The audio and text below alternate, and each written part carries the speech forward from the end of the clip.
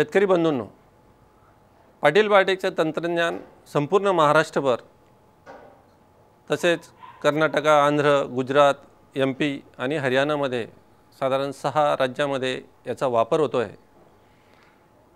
हे तंत्रज्ञान द्राक्षामध्ये, केळीमध्ये, ऊसामध्ये वापरलं जात आहे आणि वेळोवेळी हे या तंत्रज्ञानाने सिद्ध करून दाखवलं आहे की प्रत्येक पिकामध्ये संतुलित खतांच्या मात्रा दिल्याने उत्पादनात वाढ होते। मी गेले 5 वर्ष रिटायर झाल्यानंतर शेती करतोय। माझे एकूण क्षेत्र 2 एकर आहे। 2 एकर क्षेत्रावर पारंपरिक पद्धतीने आम्ही करत होतो। त्यापैकी निम्म क्षेत्र एक क्षारयुक्त आहे।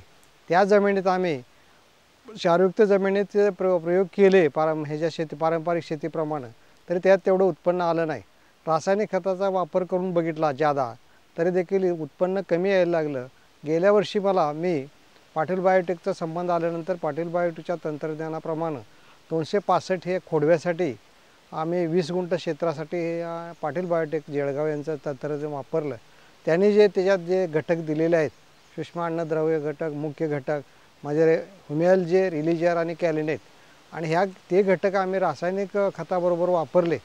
त्याबरोबर त्यांनी जी आळवणी घालायची 2-3 आळवण्याची जी पद्धत दिलेली होती, तेही आळवणी त्या शेताला घातलं आणि 265 जातीचा ऊस, खोडवा ऊस देखील तो आता गेल्या वर्षी म्हणजे एप्रिल 2012ला तो कारखान्याला गेला, तर त्याला मला गुंठ्याला टन याप्रमाणे त्याला उतारा पडला की ज्या क्षेत्रामध्ये पीकच येत नव्हतं की 20 गुंठ्याला 5 टन ऊस निघायचा नाही, त्या ठिकाणी 20 गुंठ्याला 20 टन ऊस निघाला आणि तो उतारा त्याला चांगला पडलेला आहे।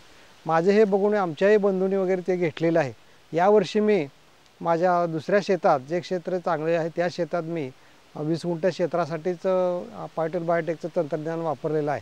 आणि त्यांनी जे दिलेले घटक आहेत त्यामुळे त्या ह्याच्यावर पानं जाड झाल्यामुळं जे आता लोकरी मावाचा प्रादुर्भाव जिकडे दिसतोय आमच्या शेजारी देखील आहे, पण आमच्या ह्या जमिनीवर पडलेलं ह्या ऊसावर नाही। त्याला कारण मी परवा त्यांच्या चर्चेतनं आलं की ते पानं जाड झाल्यामुळं त्या लोकरी मावा तिथं अटकाव करू शकत नाही आणि त्याचा अटॅक त्याच्यावर होत नाही। त्यामुळे आमच्या ऊसावर ह्या काय रोगराई आलेलं नाही आणि ह्यांचं जे तंत्रज्ञान आहे ते चांगलं आहे, शेतीला उपयुक्त आहे। आज हा माझा ऊस जो बघताय तुम्ही, हा 86-032 आहे। ऑगस्ट 2011ला लावलेला ऊस आहे। 13 महिन्याला पूर्ण झालेले आहेत। आता 20 ते 25 कांड्या आहेत। आमचा अंदाज आहे ह्याच्या गेल्या जे उत्पन्न घेतलं होतं ते 1.25 टनानं ह्याच्यात पडलं होतं लागणीला। आत्ता माझा अंदाज असा आहे की 1.25 ते 2च्या दरम्यान ते ॲव्हरेज पडल। प्रत्यक्षात काय होते ते दिसेलच आपल्याला।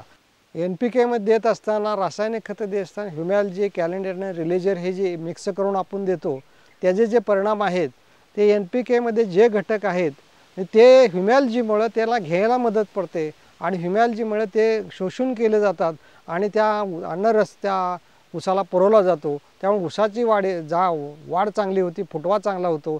रिलीजरचं तेच आहे आणि सूक्ष्म अन्नद्रव्य घटक आहेत त्याच्यात, तेही त्या ऊसाला उपयुक्त आहेत आणि 16 घटक ऊसाला लागत असतात, ते रिलीजरमधून आणि कॅलनेटमधून मिळत असतात।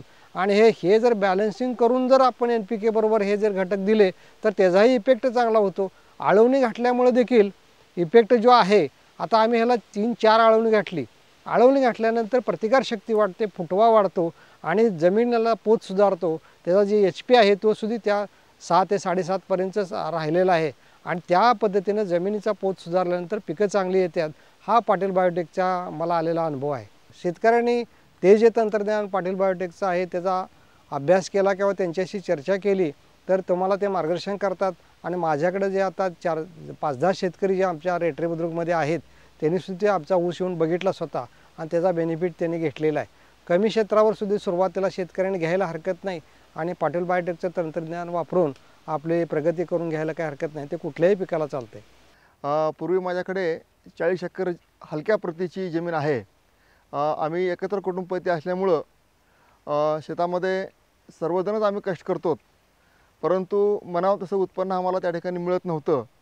तरी आम्ही गेल्या वर्षी तळ्यातला गाळ आणून टाकून एक 10 एकर जमीन जरा ऊस लागवड योग्य करण्यास ठरवलं आणि त्या अनुषंगाने पूर्वी 2 एकर ऊस लावला होता, नंतर मग 10 एकर ऊसामध्ये ऊसाची लागवड केली।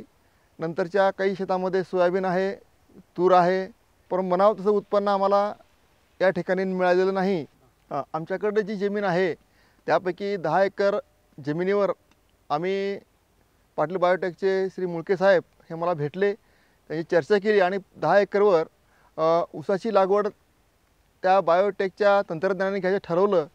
आणि मी जानेवारीच्या शेवटच्या ह्याच्यामध्ये आठवड्यामध्ये ऊसाची लागवड करायला सुरुवात केली आणि 671 जातीचा ऊस माझ्याकडे बेने प्लॉट होता, जुना ऊस होता माझ्याकडे, तोच बेने म्हणून मी तो वापरला. 2 सरीमध्ये अंतर जे आहे ते 4 फुटाचं अंतर ठेवलेलं आहे आणि त्या 4 फुटाचं अंतर ठेवून नंतर ह्या ठिकाणी त्यांनी जे आम्हाला वेळापत्रक दिलं होतं ते खताचं डोसेस आणि पाटील बायोटेकचं कॅलनेट, रिलीजर आणि ह्युमॉल ह्याचा वापर करून त्या ठिकाणी त्यांच्या सांगण्याप्रमाणे जे डोसेस आम्ही दिलेले आहेत आणि त्या ठिकाणी ऊसाची जी वाढ आहे ती अतिशय चांगल्या प्रकारे वाढ झालेली आहे आणि आमच्या समाधानकारक असं ऊस आम्हाला सध्या शेतामध्ये दिसून येतो आहे. जवळपास आज माझा ऊस 8 महिन्यामध्ये 22 ते 23 कांड्यावरला ऊस आहे. आणखीन त्याची वाढ अजून होणारच आहे, कारण 10 महिन्यानंतरच आम्ही कारखान्याला ऊस देणार आहोत. आणि मग ह्या ऊसाची जाडी, यावरची ह्याची पानं जी आहेत ही रोगप्रतिकार शक्तिकारक पानं आहेत. त्या पाण्याची रुंदी ही सुद्धा आमच्या जुन्या ऊसापेक्षा म्हणजे पूर्वीची आम्ही लावायचो त्याच्यापेक्षा ती पानाची जाडी चांगली आहे. जवळपास 4 बोटाच्या घरामध्ये ती जाडी आहे आणि जवळपास आज 22-23 कांड्यावरला ऊस आहे. ती जाडीसुद्धा समाधानकारक जाडी आहे. एक एक भाला हा 2 ते 2.5 किलोच्या घरामध्ये होण्याची अपेक्षा आहे. सध्या माझ्याकडे एकूण 14 एकर ऊस आहे आणि 14 एकरला मी पाटील बायोटेक तंत्रज्ञान वापरलेलं आहे. त्यापैकी 10 एकर ही माझी नवीन लागवड आहे आणि 4 एकर हा माझा खोडवा आहे. गेल्या वर्षी खोडव्यामध्ये मला एकरी फक्त 25 टन इतका ऊस भेटला होता आणि या खोडव्यासुद्धा मी पाटील बायोटेक तंत्रज्ञान वापरलं.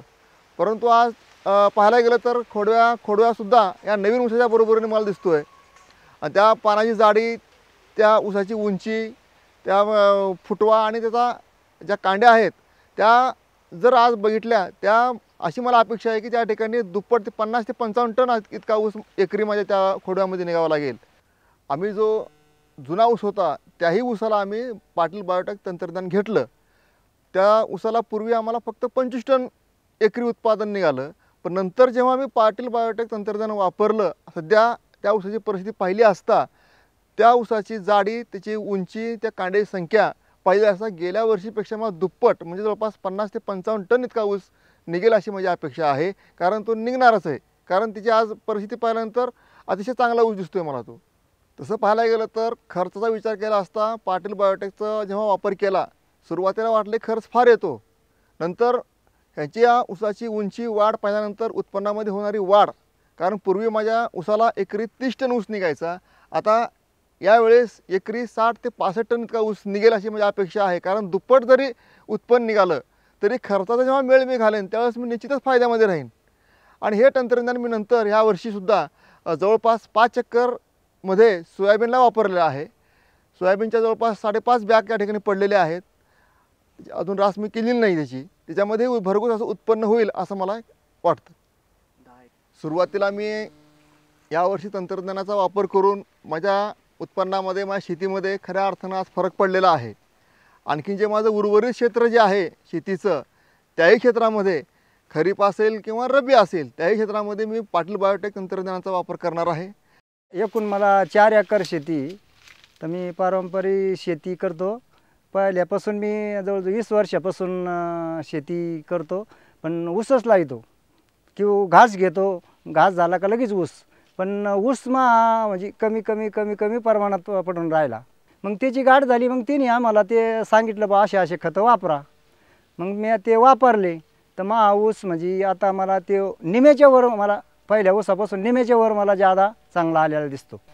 माझा आज अर्धा एकरलाच मी करून पाहिला अगोदर का नको, आपल्याला माहिती पाहिजे नाही याची काय होतं काय नाही, पैसे घालायचे मकर फसायचं काम करायचं नाही. बाकीचं शेजारी आमच्या बंधूचं आहे त्यांचा फरक जाणवतो आणि याचा जाणवतो. तर हे आज 11 महिन्याचं पीक आहे. जवळजवळ ते 26 कांड्यापर्यंत, कांड्यासुद्धा लांब, त्याच्या पेरेसुद्धा लांब आहे. अगदी रसरशीत, पानं जाड अगदी. ते खत टाकल्यापासून अगदी व्यवस्थित मला ते मानवलं म्हणून मी ते त्यांच्याकडे केलं. 2.5 किलो एका ऊसाचं वजन आहे जवळजवळ आता सध्या. तर अर्ध्या एकरमध्ये जवळजवळ 24,000 ऊस आहेत उभे. तर अजून त्याला जवळजवळ 2.5 ते 3 महिने टाईम आहे. तर अजून तो काही का होईना थोडा परवान, पण आत्ताच्याच येणी मला तो 60 टनापर्यंत अंदाज दिसतो त्याचा. बाकीच्या शेतकऱ्याला माझं असं म्हणणं आहे का तुम्ही पाटीलबाई याच्याशी संपर्क साधा आणि नाही एकर तर अर्धा एकर तरी तिची चाणक्ष घेऊन पहा. मी तर करणारच आहे. मी आता आपली 4 एकर शेती आहे, त्याच्यात अर्धाच एकर केलं मी.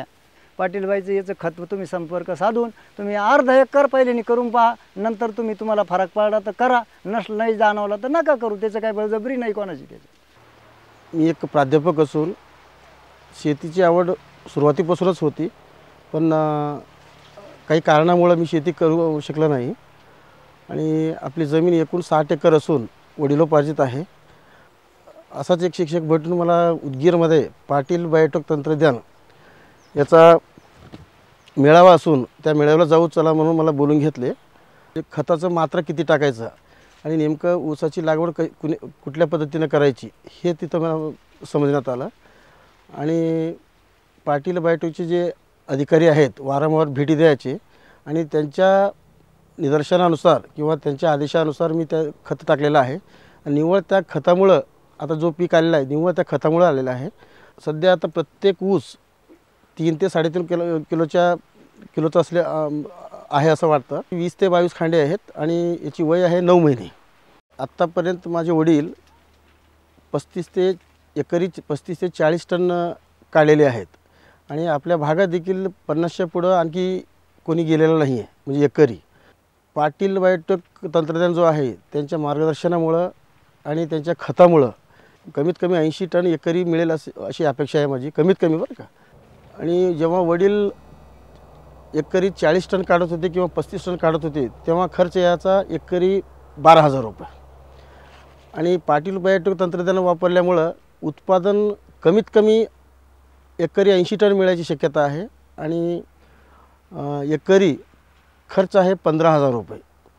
उन्हाळ्यामध्ये निव्वळ पाणी नसल्यामुळं आणि पाण्याची अभावी असल्यामुळं 80 टनापर्यंत आलेला आहे. आणि समजा जर एखादी पाऊस जर झाला असता उन्हाळ्यामध्ये तर नक्की मला 100-110 प्रति एकर उत्पादन मिळालं असतं, 110 टन. आणि मी एक नवीन शेतकरी आहे आणि नवीन शेतकरी असून दुसऱ्यापेक्षा किंवा बाकीच्या लोकांपेक्षा जास्त उत्पन्न काढतो याला नक्कीच मला समाधान आहे. गेल्या 10 वर्षापासून पाटील बायोटेकने पिकांच्या भरघोस उत्पादनासाठी खतांच्या संतुलित मात्रा कशा द्यायच्या हे शिकवलं. अनेक चांगली उत्पादनं पाटील बायोटेकने दिली. आणि त्याचनुसार एक क्रांतिकारी उत्पादन की जे बुरशीजन्य आणि व्हायरसजन्य अशा रोगांपासून सर्व पिकांचा बचाव करते असं क्रांतिकारी उत्पादन म्हणजे अरेना चॉकलेट. अरेना चॉकलेटचा उपयोग हा बुरशीजन्य आणि व्हायरसजन्य रोगांसाठी भेंडी, टोमॅटो आणि पपईमध्ये अतिशय चांगल्या पद्धतीने जे शेतकरी वापरत आहेत त्यांना झालेला आहे. त्याचबरोबर सर्व वेलवर्गीय पिकांमध्ये सुद्धा याचा उपयोग अतिशय चांगला झालेला आहे. त्याच पद्धतीने डाळिंबामध्ये तेलाचे स्पॉट चांगल्या पद्धतीने याच्यामध्ये थांबत आहेत. आपणही हे वापरून खात्री करून घ्यावी ही विनंती.